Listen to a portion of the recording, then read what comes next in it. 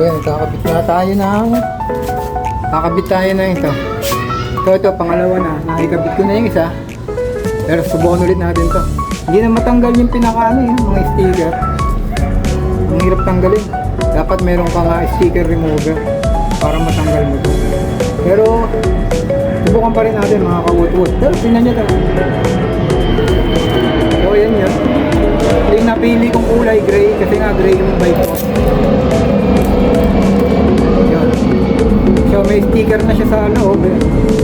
Kailangan fit na fit talaga siya rito mga.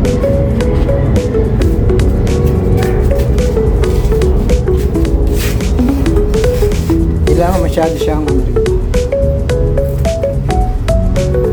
So dapat yan papagay niya ng ikot kasi palaging ganyan ang grip mo eh. So ang ikot mo is papagay niya. Pagkita na natin.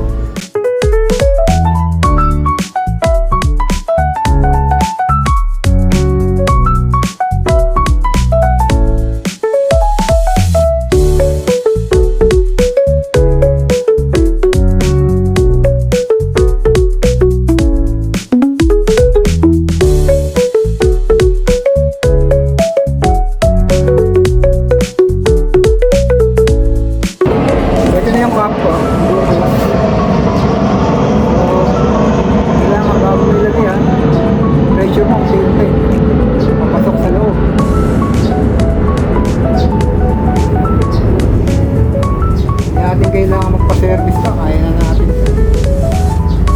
Ayan. Oh. Diba?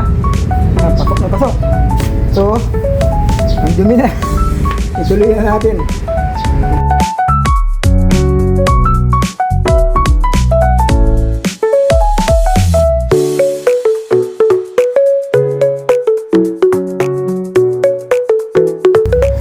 So, i-release muna natin to.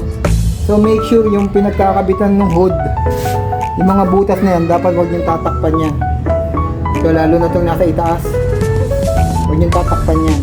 Kasi dyan natin, hanggang dyan lang yung dapat na na ikot ng bar tape. So, akit na tayo mga kawut-wut.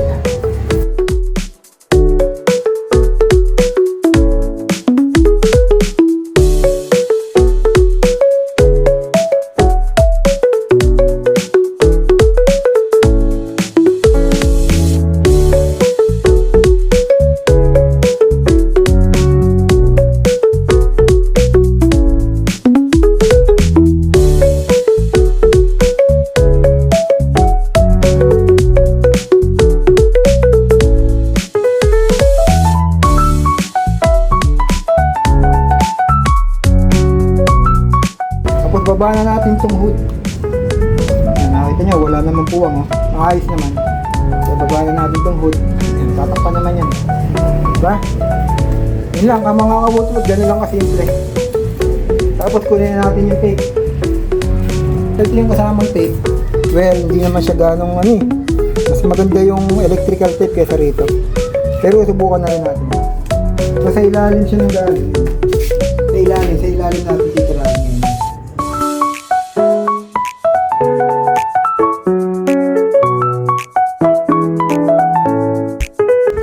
Ayun, pantay na. Right.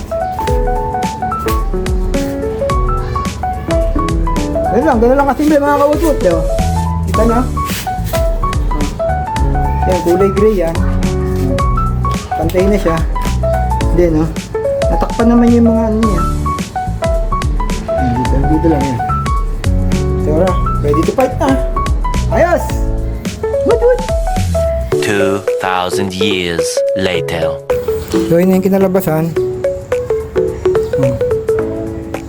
Ayos naman.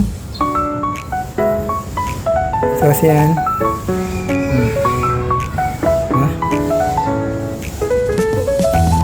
So electrical tape na yung ginamit ko.